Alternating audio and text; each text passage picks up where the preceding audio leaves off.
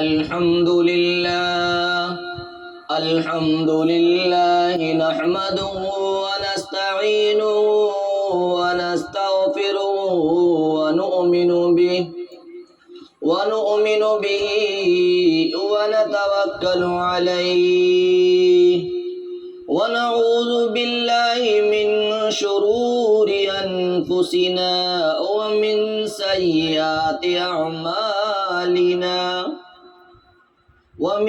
سيئات أعمالنا من يهده الله فلا مضل له ومن يضلله فلا هادي له ونشهد أن لا إله إلا الله وحده لا شريك له ونشهد أن سيدنا وحبيبنا وسندنا ونبينا ومولانا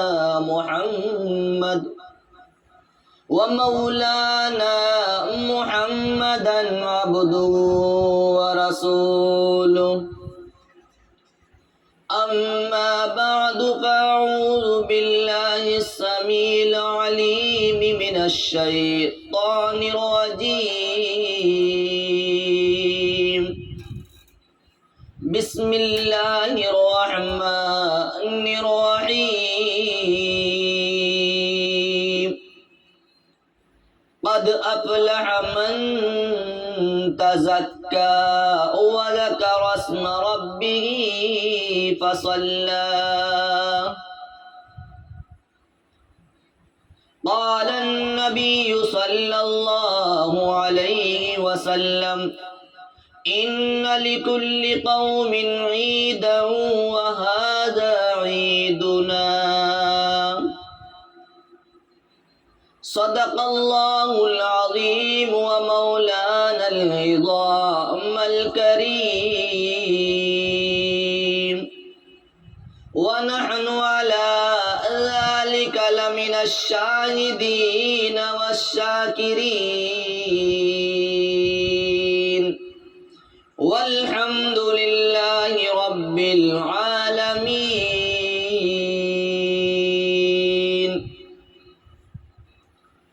تمام حضرات اخلاص اور محبت کے ساتھ درود شریف پڑھ لیں.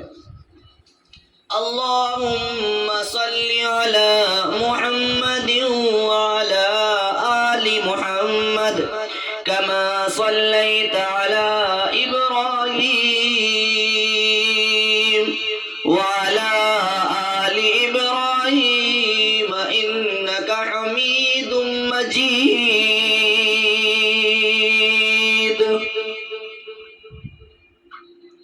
اللهم بارك على محمد وعلى آل محمد كما باركت على إبراهيم وعلى آل إبراهيم إنك حميد مجيد.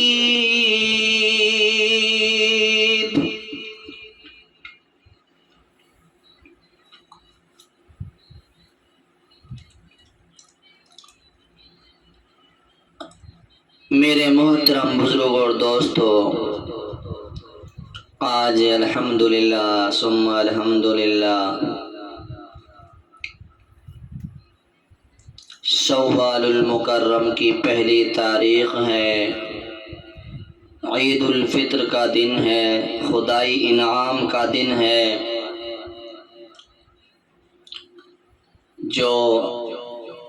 ابھی قریب ہی ایک مہینہ ہم سے گزرا ہے.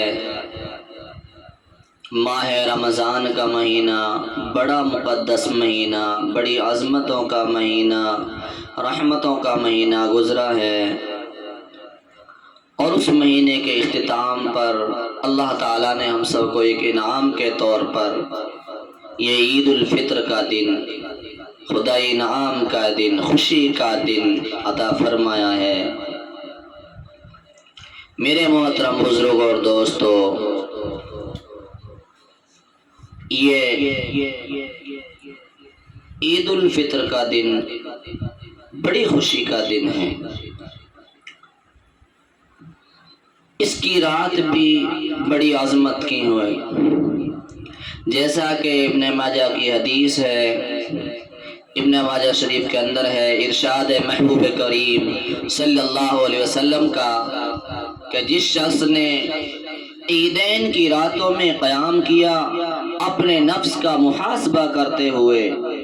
جس دن لوگوں کے دل مر چکے ہوں گے اس کا دل زندہ ہوگا۔ ترغیب میں ہے کہ جس شخص نے 5 راتوں کو اپنی عبادت سے زندہ کیا اس پر جنت واجب ہوگی۔ ترویہ کی رات، عرفہ کی رات، قربانی کی رات، عید الفطر کی رات، شعبان کی 15ویں رات، یہ عید کے تحفے ہیں۔ عید کی رات کو جاگنا جنت لینا ہے، عید کی رات میں عبادت کرنا زندہ دلوں کا کام ہے۔ زندہ دل وہ ہوتے ہیں جن کے دل ذکر خدا سے آباد ہوں۔ تو میرے محترم بزرگ اور دوستو، جو میں نے آیت کریمہ کا ٹکڑا تلاوت کیا اس میں اللہ تعالیٰ نے ایسے ہی خوش نصیب لوگوں کے بارے میں فرمایا کہ یقیناً کامیاب ہوا وہ شخص جو باطنی قدرتوں سے پاک ہوا اور اللہ کا نام لیا اور نماز عید پڑھی۔ میرے محترم بزرگ اور دوست اور بزرگ، آج کے دن کی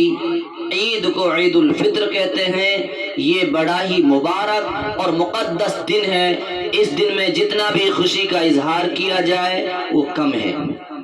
بلکہ مسلمان کو چاہیے کہ وہ اپنے لباس، اپنی چال ڈھال اور اپنی گفتگو سے خوشی کا ہی اظہار کرے۔ یہ تہوار کسی خاص خطہ اور علاقہ کے لوگوں کے لیے نہیں، بلکہ ہر وہ شخص جو کلمہ طیبہ لا الہ الا اللہ محمد الرسول اللہ کے جھنڈے کے نیچے آ گیا، وہ کسی بھی قوم، کسی بھی رنگ اور نسل سے تعلق رکھنے والا کیوں نہ ہو، چاہے کسی علاقے سے تعلق رکھتا ہو،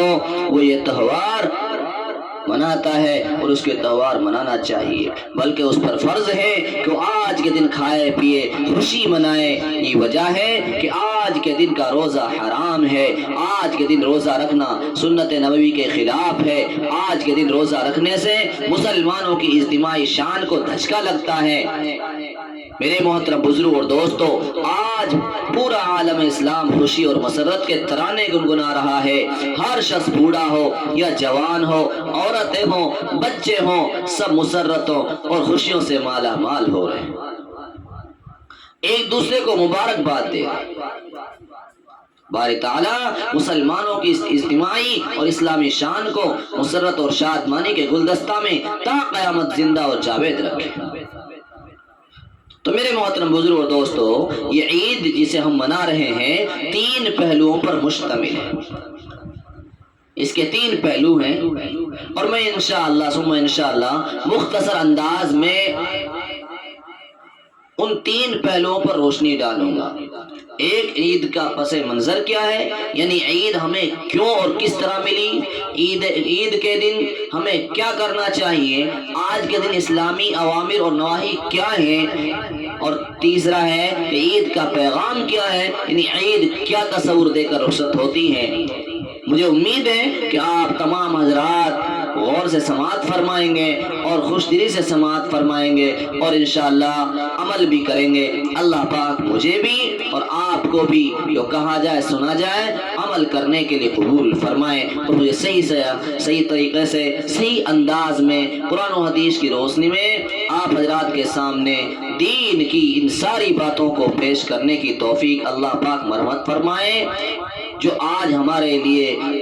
سننے کے ساتھ ساتھ سنانے کے ساتھ ساتھ یہ پیغام دیتی ہے کہ ایک اسلام کو ماننے والے کے پاس کیا کیا دین کی معلومات ہونی چاہیے کہ جن معلومات کو سامنے رکھ کر اپنے تہوار کو منا سکے۔ تو میرے محترم بزرگ اور دوستو،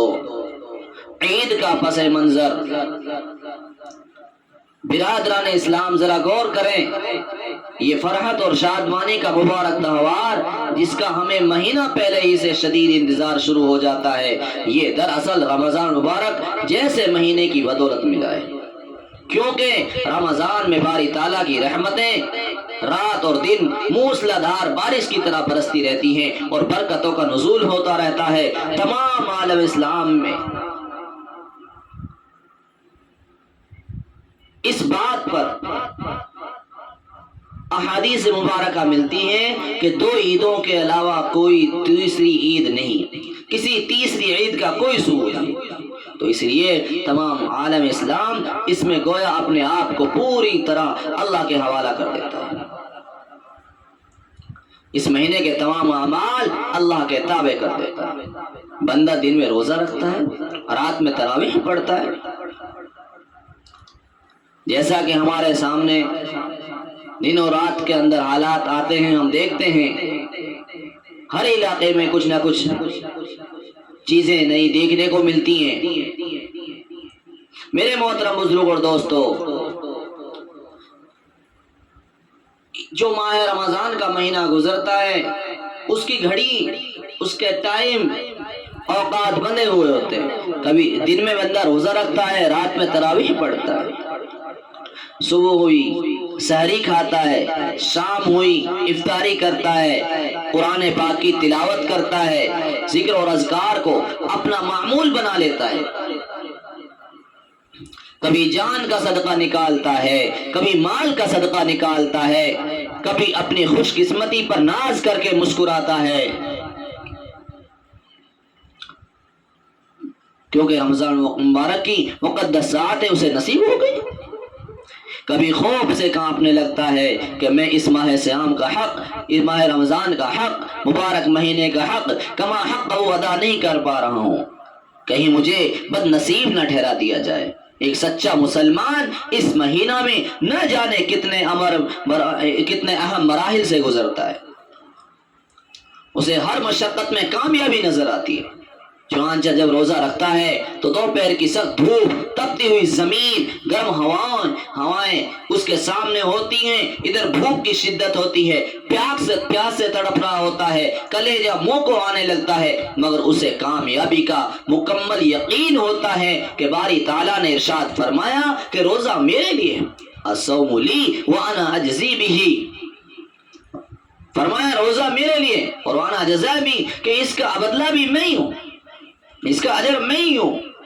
اور میں ہی اس کا بدلہ دوں گا، میں خود ہی اس کا بدلہ ہوں۔ یہ خیال ایک مومن کو یہ کہنے پر مجبور کر دیتا ہے جان دی ہوئی اسی کی تھی، حق تو یہ ہے کہ حق ادا نہ ہوا۔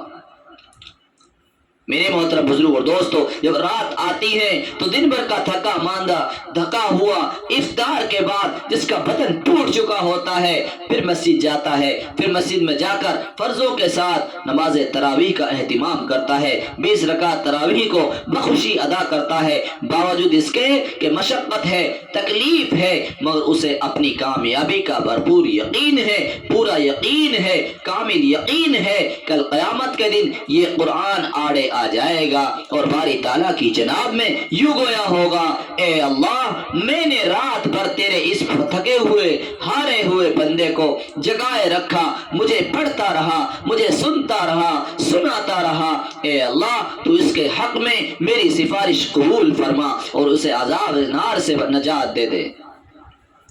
اور جنت میں اس کا داخلہ دے۔ حاکموں کا حاکم،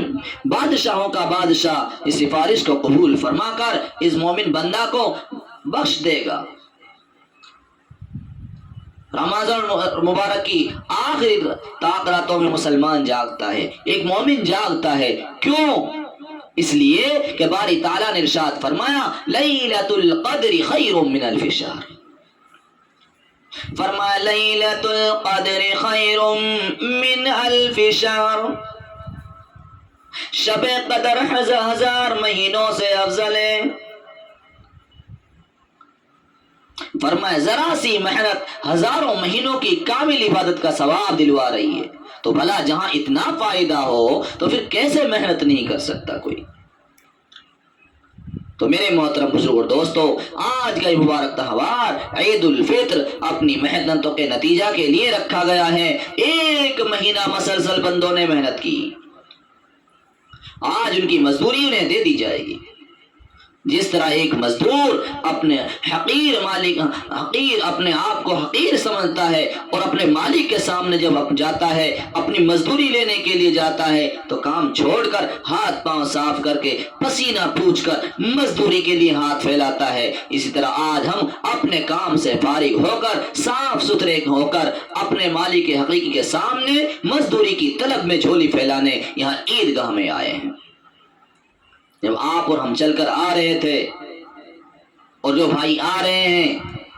ان کے بارے میں حدیث میں آتا ہے، ارشاد فرمائے محبوب کریم صلی اللہ علیہ وسلم نے جب عید الفطر کا دن ہوتا ہے تو اللہ تعالیٰ فرشتوں پر فخر کرتے ہوئے ارشاد فرماتے ہیں، او میرے فرشتوں، کیا بدلہ ہے اس مزدور کا جس نے اپنے کام کو پورا کر دیا؟ وہ عرض کرتے ہیں ہمارے رب اس کا بدلہ یہ ہے اس کی مزدوری پوری دے دی جائے۔ اللہ تعالیٰ فرماتا ہے، اللہ تعالیٰ کا فرمان ہوتا ہے میرے بندے اور بندیوں نے میرے فرض کو پورا کر دیا جو پر تھا، اور اب دعا کرتے ہوئے فریاد کرتے ہیں، عاجزی کرتے ہوئے باہر نکلتے ہیں، صدا لگائے ہوئے نکلتے ہیں، آواز لگاتے ہوئے نکلتے ہیں، تکبیر بلند کرتے ہوئے نکلتے ہیں، آواز دیتے ہیں۔ ان سے پوچھو کس کو پکارتے ہیں، ان کی زبان پر کس کی بڑائی ہے، ان کی زبان پر کس کی تمحید ہے، ان کی زبان پر کس کی حمد ہے، ان کی زبان پر کس کو پکارنا ہے۔ آج یہ اللہ اکبر اللہ اکبر لا الہ الا اللہ اللہ اکبر وللہ الحمد اس کی صدا کیوں بلند کر رہے ہیں؟ اللہ تعالیٰ کا فرمان ہوتا ہے قسم ہے مجھے اپنی عزت اور جلال کی، اپنے کرم کی، اپنے مرتبہ کے بلند ہونے کی، میں ضرور ان کی دعا قبول کروں گا۔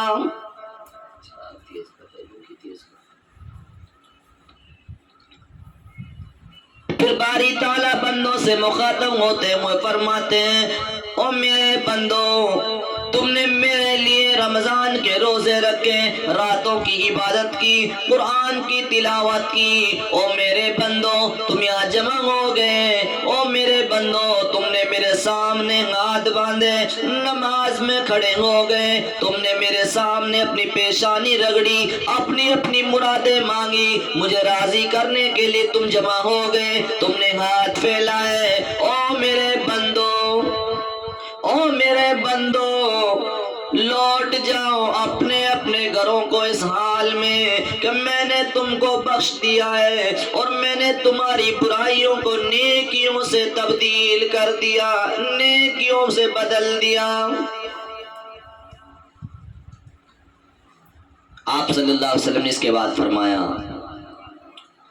تمام مسلمان نماز کے بعد بخشے بخشائے اپنے گھروں کو لوٹ جاتے ہیں۔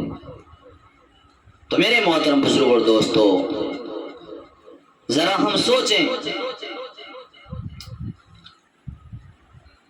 کہ اللہ تعالیٰ نے اپنے بندوں کی محنتوں کی کیسی لاج رکھی، جس کے بدلے میں ہمیں مبارک دن عطا کیا۔ مگر جب ہم گناہوں سے پاک و صاف ہو گئے، اس خوشی میں ہم جھوم اٹھے اور باری تعالیٰ کی خوب حمد و ثنا ہم نے کی، خوب بڑائی کی، حمد و ثنا کے نغمے گنگنائے، تو اللہ کتنے خوش ہوئے۔ آج چونکہ عام معافی کا دن ہے، اللہ تعالیٰ اس جشن کے اہتمام میں اپنی مخصوص مشینری کو کام میں لگا دیتا ہے۔ چنانچہ حدیث میں ہے، ارشاد محبوب کریم صلی اللہ علیہ وسلم کا، جب عید الفطر کا دن ہوتا ہے فرشتے راستوں کے دروازوں پر، گلیوں پر، چوراہوں پر بیٹھ جاتے ہیں اور آواز لگاتے ہیں،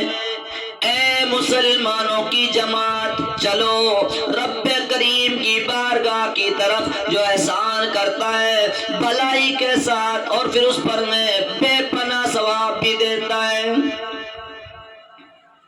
یعنی خود ہی عبادت کی توفیق دیتا ہے اور خود ہی ثواب عطا کر دیتا ہے۔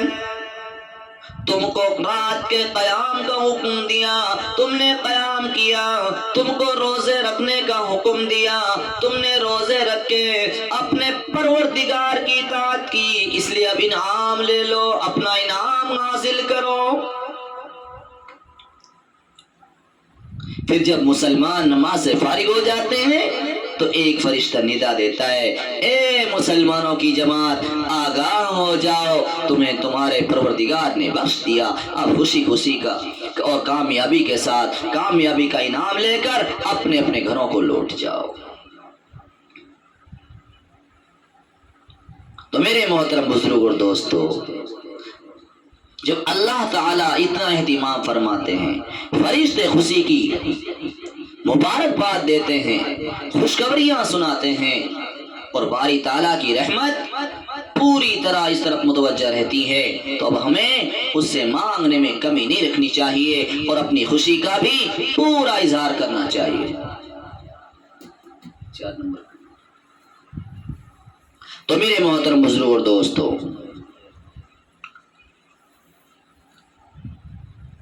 آج عید کا دن ہے تو ہمیں کرنا کیا ہے؟ ہمیں کیا کرنا چاہیے؟ تو میرے محترم بزرگ اور دوستو، مسلمان کے یہاں خوشی ہو یا غم دونوں میں اعتدال ہوتا ہے، نہ خوشی اتنی زیادہ کہ حد سے گزر جائے، نہ غم اس قدر کے جان دے بیٹھے۔ آج کا دن خوشی کا دن ہے، مگر خوشی کا مطلب یہ نہیں ہوتا خوب ناچیں، خوب گائیں، رنگ ریلیاں منائیں، 1000 طرح کی واہیات اور خرافات انجام دیں یا اس دن کو لہو لعب میں گزار دیں۔ میرے محترم بزرگ اور دوستو، ہمارا مذہب، ہماری تعلیمات، ہمارا طریقہ، ہمارا تہوار سارے جہان کے مذہبوں اور تہواروں سے الگ ہیں۔ دوسری قومیں عید کے دن وہ طوفان مچاتی ہیں اور بدتمیزی مچاتی ہیں، وہ طوفان برپا کر دیتی ہیں۔ خدا کی پناہ، عیسائی کرسمس کے دن لہو لعب میں مشغول ہو جاتے ہیں، رنگ ریلیاں مناتے ہیں، اور ان کے لیے وہ دن ایسا گزرتا ہے جیسا کہ کسی شاعر نے کہا، وہاں ہر گناہ ثواب ہے آج، وہاں ہر گناہ ثواب ہے آج، یعنی گناہ کو انجام دیا جاتا ہے اور گویا اس کو ثواب سمجھا جاتا ہے۔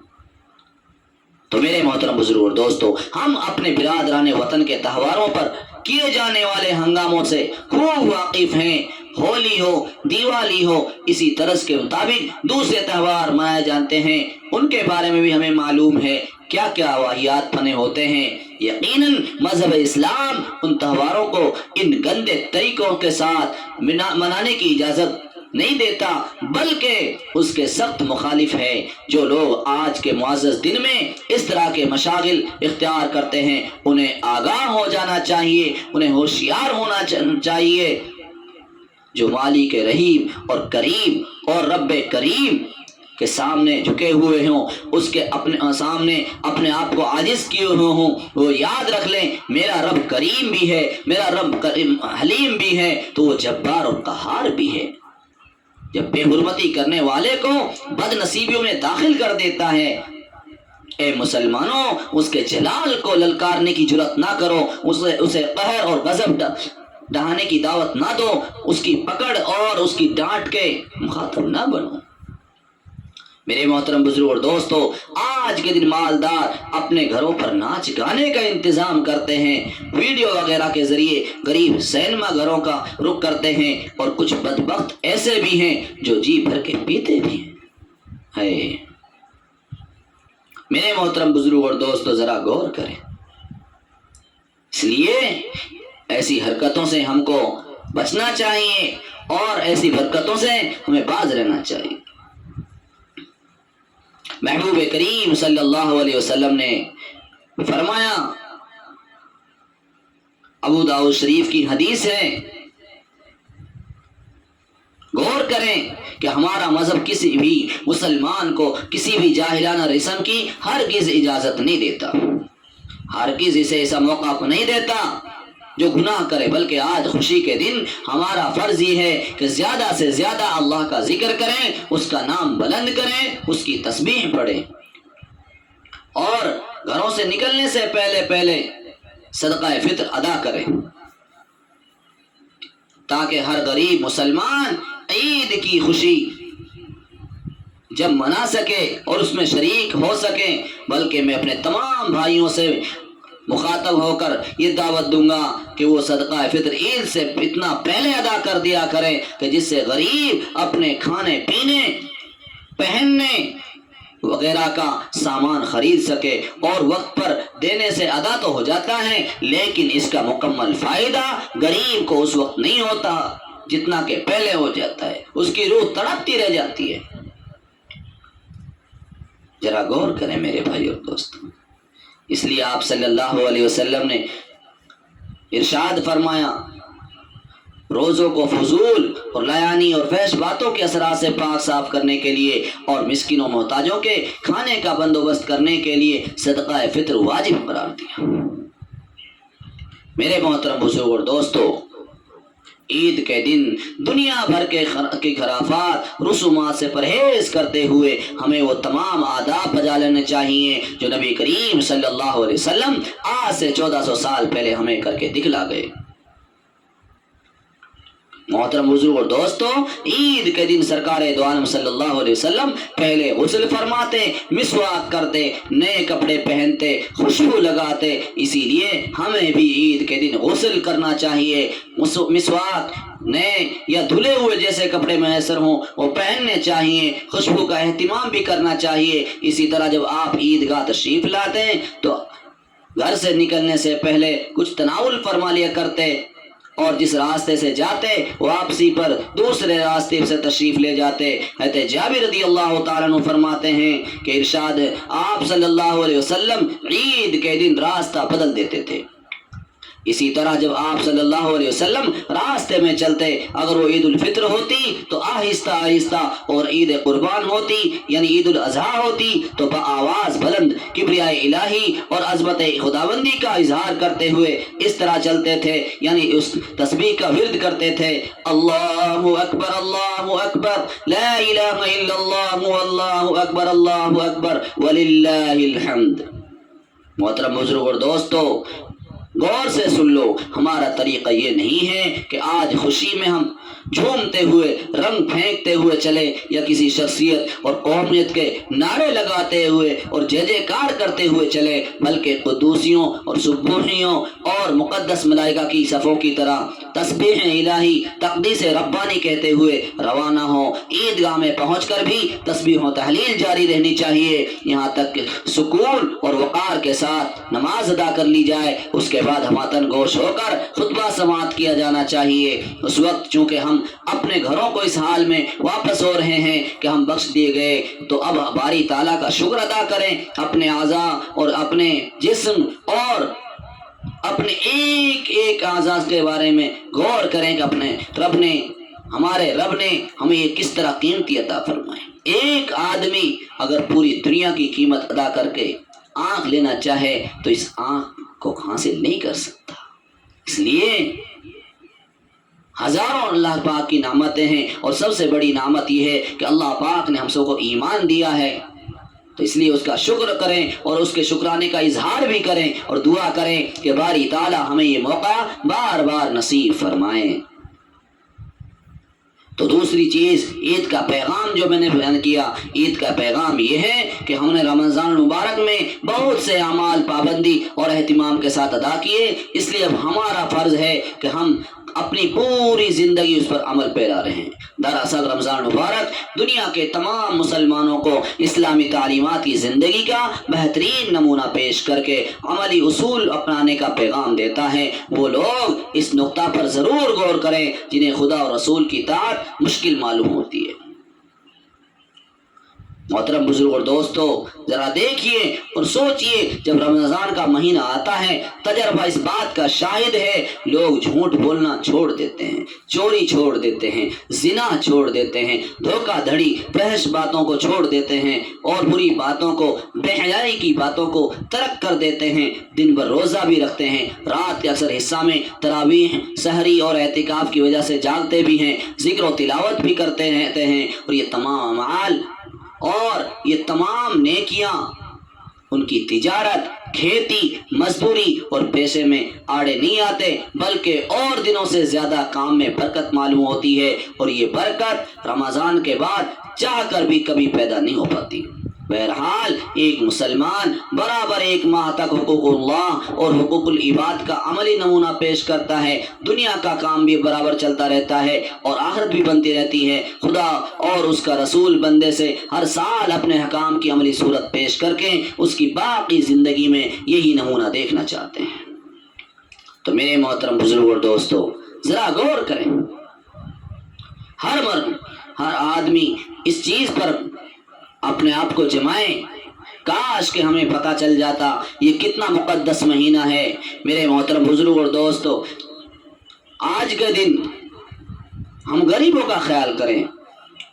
ارشاد فرما محبوب کریم صلی اللہ علیہ وسلم نے مسلمانوں میں سے ہر غلام اور آزاد پر، ہر مرد اور عورت پر، اور چھوٹے اور بڑے پر صدقہ فطر لازم کیا۔ ارشاد فرمایا محبوب کریم صلی اللہ علیہ وسلم نے زکاة الفطر صاعا من تمر او صاعا من شعیر على العبد والحر والذكر والأنثى والصغير والكبير من المسلمين وأمر بها أن تؤدى قبل خروج الناس إلى الصلاة۔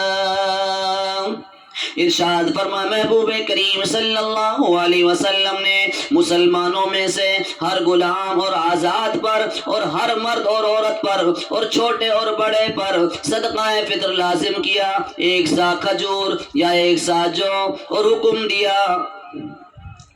یہ صدقہ فطر نماز عید کے لیے جانے سے پہلے ادا کر دیا جائے۔ میرے محترم بزرگ اور دوستو، صدقہ فطر غریبوں کی عید کا سامان ہے۔ صدقہ فطر غریبوں کی عید ہوتی ہے۔ صدقہ فطر غریبوں کو عید کی خوشیوں میں شامل کرنے کے لیے ہے۔ صدقہ فطر اسلام کی طرف سے غریبوں کے لیے عیدی ہے۔ صدقہ فطر غریبوں کے دکھ درد میں شرکت کا دروازہ ہے۔ میرے محترم بزرگ اور دوستو، صدقہ فطر امیر پر غریب کا حق ہے۔ صدقہ فطر غریب کے لیے مسرتوں کا گلدستہ ہے۔ صدقہ فطر غریب کی عید ہے، غریب کی عید ہے۔ رحمت دو عالم صلی اللہ علیہ وسلم نے ارشاد فرمایا نماز عید سے پہلے صدقہ فطر کو ادا کر دیا کرو۔ اس سے معلوم ہوتا ہے کہ رحمت دو عالم صلی اللہ علیہ وسلم کو اپنی امت کے غریبوں کے بارے میں، نادار اور مسکینوں کے بارے میں، بے کس اور اپاہجوں کے بارے میں کس قدر فکر تھا۔ اسلام کی معاشی نظام میں غربت کا خاتمہ اور غریب کے دکھ درد کو بانٹنا اساسی حیثیت رکھتا ہے۔ اسی لیے اسلام کی عید صرف امیروں کی عید نہیں بلکہ غریبوں کی بھی عید ہے۔ عیسائی ہوں یا یہودی، ہندو ہوں یا پارسی، دنیا کا کوئی مذہب اس بات کو نہیں کرتا، اور کوئی مذہبی گروہ ہو ان تہواروں میں غریب کا کوئی حصہ نہیں دیتا۔ یہ صرف اور صرف مذہب اسلام ہے کہ جس نے عید کی خوشیوں میں سب سے پہلے غریب کے حقوق کا جھنڈا بلند کیا ہے، ان کے حقوق کو یاد کیا ہے۔ آج بھی دنیا غریب، امیر اور اونچ نیچ میں معاشی انصاف لانا چاہتی ہے، تو اسے اسلام کے عادلانہ نظام کی طرف رخ کرنا ہوگا۔ اسلام کی نظر میں امیر غریب کا قرض دار ہے۔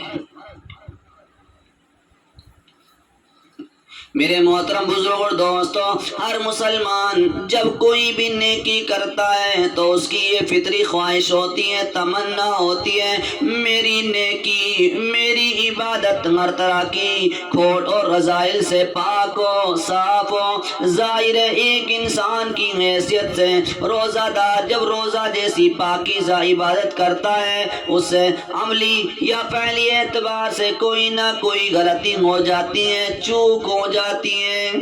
یا اور نہ صحیح تو اس کی زبان سے کوئی ایسا کلمہ نکل جاتا ہے جو روح صیام سے مطابقت نہیں رکھتا، اس پر اس کو پچھتاوا ہوتا ہے، دل میں رنج ہوتا ہے، مجھ سے یہ کیا ہو گیا اور کیوں ہو گیا۔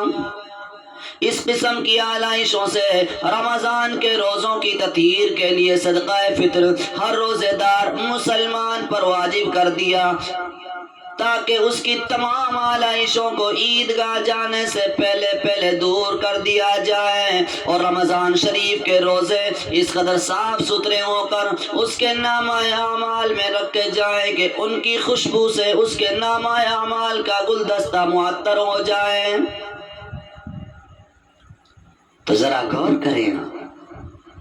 آپ صلی اللہ علیہ وسلم نے روزوں کو فضول اور لایانی اور فحش باتوں کے اثرات سے پاک صاف کرنے کے لیے اور مسکینوں اور محتاجوں کے کھانے کا بندوبست کرنے کے لیے صدقہ فطر واجب قرار دیا۔ پتہ چلا صدقہ فطر جہاں مسلمان روزے دار کو ان تمام آلائشوں سے پاک کر دیتا ہے جو اس کی غلطیوں کی وجہ سے رمضان شریف میں اس کے اعمال کو آلودہ کر گئے تھے، وہیں پر صدقہ فطر دراصل معاشرے کے ان غریب اور مسکین افراد کی وقار پورے طریقے سے دلجوئی کر دیتا ہے، اور اعانت ہے جو اپنی غربت کی وجہ سے عید کی خوشیوں سے بے بہرا ہیں، ان کی عید کا نہایت خوش اسلوبی سے سامان کر دیا۔ صدقہ فطر سے تطہیر صیام بھی ہو گئی، صدقہ فطر سے تطہیر صیام بھی ہو گئی، اور غریبوں کے لیے تطہیر طعام بھی ہو گئی، اور غریبوں کے لیے تدبیر طعام بھی ہو گئی۔ تو میرے محترم بزرگ اور دوستو، ذرا ہم غور کریں،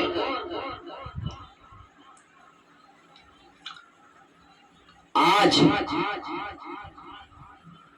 اس زمانے میں ہم دیکھتے ہیں، افسوس ہے، نامور علماء کرام جن کے علم و فضل کی شہرت سے ملک اور بیرون ملک کی فضا گونج رہی تھی، ممتاز مصنفین جن کی قلم کی ایک ایک سطر کے لیے شوق و عقیدت کی آنکھیں کھلی رہتی تھی، مشہور سرداران قوم جن کے ہر نقش قدم کو آنکھوں سے لگانے کے لیے کروڑوں عقیدت مندوں کی آنکھیں کھلی رہتی تھی، کیسے کیسے مقدس بزرگان دین اور علماء متین جن کے زہد اور تقوی پر انسانیت کو ناز تھا، محبت کرنے والے شوہر، جان قربان کرنے والی بیویاں، ممتا کی ماری ماں، سعادت مند بیٹے، خدمت گزار بیٹیاں، جگری دوست، بڑے بڑے حکیم، ڈاکٹر، سرجن جن کے فن شفا پر خود ان کو کیا پوری دنیا کو اور پوری قوم کو ناز تھا، لیکن ہزار کوششوں کے باوجود علاج سے کوئی فائدہ نہیں ہوا اور دوا سازگار نہیں ہوئی۔ ذرا سی دیر میں ہم جیسا انسان بے جان ہو جاتا ہے، مردہ ہو جاتا ہے، بے حس و بے حرکت ہو جاتا ہے، جسم ٹوٹے پھوٹے تخت پر ڈال دیا جاتا ہے۔ بادشاہ اور حاکم وقت جس کے سامنے نظریں اٹھا کر بھی نہیں دیکھا جا سکتا تھا، جسے چاہا نہلا دیا، جسے جیسا چاہا ایسا نہلا دیا، شاہی خلعت اور رنگ برنگی خوشنما لباس کے بجائے جیسا چاہا لباس پہنا دیا، کفن پہنا دیا، اور اس کو کفن دے کر نماز جنازہ پڑھ کر کسی سنسان اور وحشتناک جنگل میں، قبرستان میں، ہزاروں ٹوٹی پھوٹی قبروں کے پاس دفنا دیا گیا، اور نہ بوجھ سہنے والی مٹی کا وزن اس کے اوپر ڈال دیا، اور سب نے ڈال کر مرنے والے کو اکیلا چھوڑ دیا، اور وہ بیوی جو روتے روتے غم میں دیوانی ہوئی، بوڑھے ماں باپ، بہن بھائی جو کہ رنج و غم میں نڈھال ہو رہے تھے، وہ تمام رشتہ دار جن کے لیے مردہ جان اور مال قربان کیا کرتا تھا، دم نکلتے ہی سب نے آنکھیں پھیر لی۔ اب اس مردہ کو رکھنے کو کوئی تیار نہیں، جلد سے جلد تاریخ گڑھے میں ڈالنے کی فکر میں رہتے ہیں۔ رے مسلمانوں، ذرا غور کرو، ہر مرنے والے کی موت ہمارے لیے کتنا نصیحت کا سامان رکھتی ہے، لیکن ہائے افسوس، ہماری غفلت کے آئے دن قدرت کا یہ تماشا دیکھنے کو ملتا ہے، پھر بھی کبھی نہیں سوچتے آخر ہمیں جانا ہے اور اس منزل سے گزرنا ہے، اور ہماری زندگی کا انجام بھی یہی ہونا ہے۔ ہم دیکھتے ہیں دوسروں کو دنیا سے جاتے ہوئے دیکھ کر بھی آخرت کا سفر ہمارے فکر پیدا نہیں کرتا، اور ہمیں اس کی کوئی فکر پیدا نہیں ہوتی۔ کتنی بڑی ہماری کمزوری کی بات ہے، احتمانہ حرکت ہے۔ میرے محترم بزرگ اور دوستو، آج ہم سب لوگ نہ کر آئے ہیں، ایک وقت وہ ہوگا جب اس دنیا میں آخری مرتبہ، اللہ معاف کرے، جدھر کو نظر جاتی ہے نئے نئے لباس نظر آتے ہیں، رنگ برنگی پوشاک نظر آتی ہیں، بچوں پر میری نظر جاتی ہے، الگ پوشاکیں، جوانوں پر الگ پوشاکیں، کسی پر کرتا ہے تو کسی پر شرٹیں۔ آج سبھی اپنی اپنی خوشی سے آئے، نہ کر خود آئے، کپڑے خود تبدیل کیے، خوشبو لگا کر آئے، مگر کلیجے پر ہاتھ رکھ کر سوچو، دل پر ہاتھ رکھ کر سوچو، آج تو خود نہ کر آئے ہیں، خود کپڑا بدل کر آئے ہیں، مگر ایک وقت ایسا بھی آئے گا نہلانے والا کوئی اور ہوگا، کپڑے پہنانے والا کوئی اور ہوگا۔ آج ہم نے خوشبو خود لگائی، اس دن ہمارے اس آخری لباس پر خوشبو لگانے والا کوئی دوسرا ہوگا۔ آج ہم نماز پڑھنے کے لیے گھر سے نکل کر آئے، اس دن لوگ، وہ ایک دن ایسا آئے گا کہ اس دن لوگ ہم کو گھر سے لے کر جائیں گے، اور بجائے اس کے کہ ہم خود نماز پڑھیں، ہماری نماز پڑھی جائے گی، ہماری نماز پڑھائی جائے گی، اس کے بعد ہمیں ہمیشہ ہمیشہ کے لیے ایسی جگہ پہنچا دیا جائے گا، وہاں سے راستہ اللہ کے ہاں جاتا ہے، اور یہ سفر کی سب سے پہلی اور سخت پہلی منزل ہوگی۔ ہمیں اس آخرت کے سفر کی فکر آج اور اسی وقت سے کرنی چاہیے۔ آج کا کام کل پر ٹالنا جہالت ہے، جو کرنا ہے ابھی سے نیت کر لو، باری تعالیٰ ہر قدم اور ہر موڑ پر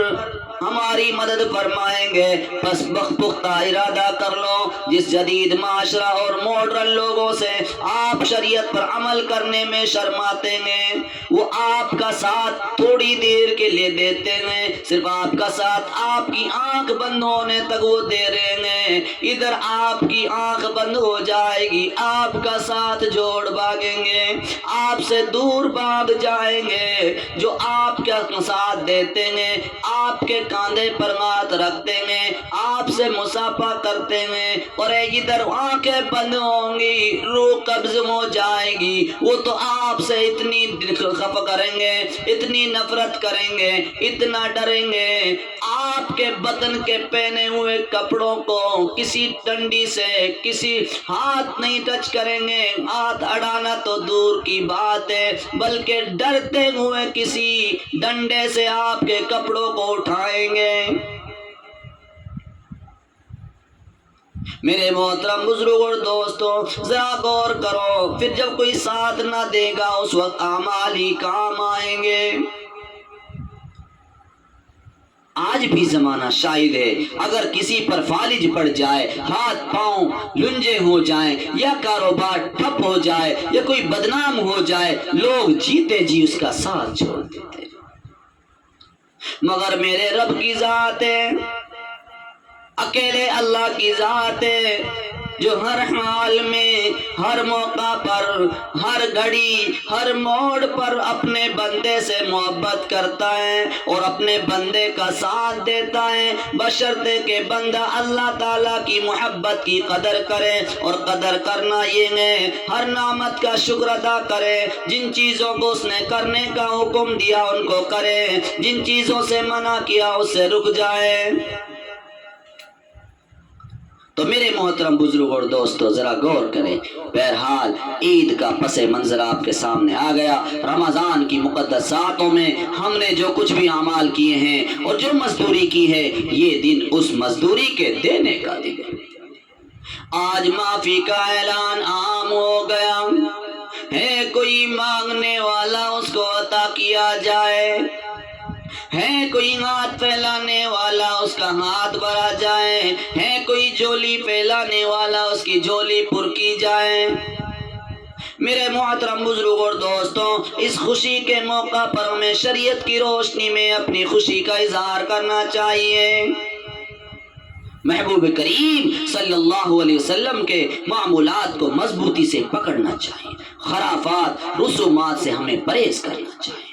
آج عام معافی کے دن جو شخص ناچے گا، گائے گا، رقص و سرور اس طرح کا کرے گا، فحش کام کرے گا، بے حیائی کے کام کرے گا، برائیوں میں پڑے گا، وہ یاد رکھ لے اللہ کے غضب کو دعوت دے رہا، گویا کہ اللہ کو چڑھا رہا ہے۔ اللہ ہمارے حال پر رحم فرمائے۔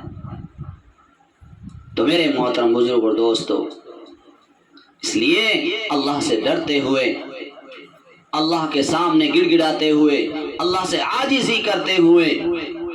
ہمیں اللہ سے یہ مانگنا ہے، یا اللہ یہ رمضان تو گزر گیا جیسا گزرا، اچھا گزرا تیرے سامنے، اور اس کی بے قدری ہم سے ہوئی، اس میں کوتاہی ہم سے ہوئی بھی تیرے سامنے اپنے کرم سے معاف فرما دے۔ یا اللہ آئندہ بھی ہمیں اپنی نیکیوں کے لیے، اپنے دین کی خدمت کے لیے، اپنے قرآن کی تلاوت کے لیے ماہ رمضان کا جیسا مقدس موقع دیا ہے، یا اللہ یہ دن ہمیں اپنی زندگی میں ہمیں دوبارہ ملے۔ یا اللہ اپنے محبوب صلی اللہ علیہ وسلم کی ایک ایک سنت پر ہمیں مکمل طریقے سے یا اللہ عمل کرنے کے لیے قبول فرمائے۔ تو میرے محترم بزرگ اور دوستو، اللہ پاک جو میں نے آپ حضرات کے سامنے احادیث کی روشنی میں چند باتیں پیش کی ہیں، دعا کریں کہ اللہ تعالی ہمیں اس کا نعم البدل عطا فرمائیں، اور اللہ تعالی ہم سب کی بخشش فرمائیں، اللہ تعالی ہمارے تمام گناہوں کو معاف فرمائیں۔ اللہ تعالیٰ سے دعا یہ بھی کریں، اللہ تعالیٰ سے کہ جو ہمارے سامنے پورے عالم کے اندر ایک وبا پھیلی ہوئی ہے، اس مبارک موقع پر دعا کریں کہ اللہ تعالیٰ اس وبا سے ہماری حفاظت فرمائیں، اور اللہ تعالیٰ ہم سب کی تمام جائز تمناؤں کو پورا فرمائیں۔ جب نماز کے لیے آپ لوگ کھڑے ہوں گے تو ایک فرشتہ ندا اسی طرح کرے گا جیسے میں نے پہلے حدیث میں فرمایا کہ تم سب ہوشیار ہو، آگاہ رہو، تمہارے رب نے تمہیں بخش دیا، اب تمہیں اپنے گھروں کو گناہوں سے پاک صاف ہو کر لوٹ جانا ہے۔ تو میرے پیارے محترم بزرگ اور دوستو، اپنے گھروں کو سکون سے جائیں، راستوں میں کسی کو تکلیف دیتے ہوئے نہ جائیں، راستوں کے ایک طرف ہوتے ہوئے جائیں، اور جس راستے سے آئے ہیں اس راستے کو تبدیل کرتے ہوئے اپنے گھروں کو لوٹیں۔ اللہ پاک مجھے اور آپ کو تمام کو عمل کرنے کے لیے قبول فرمائیں۔ سبحان ربک رب العزت عما یصفون وسلام علی المرسلین والحمد للہ رب العالمین وآخر دعوانا الحمد للہ۔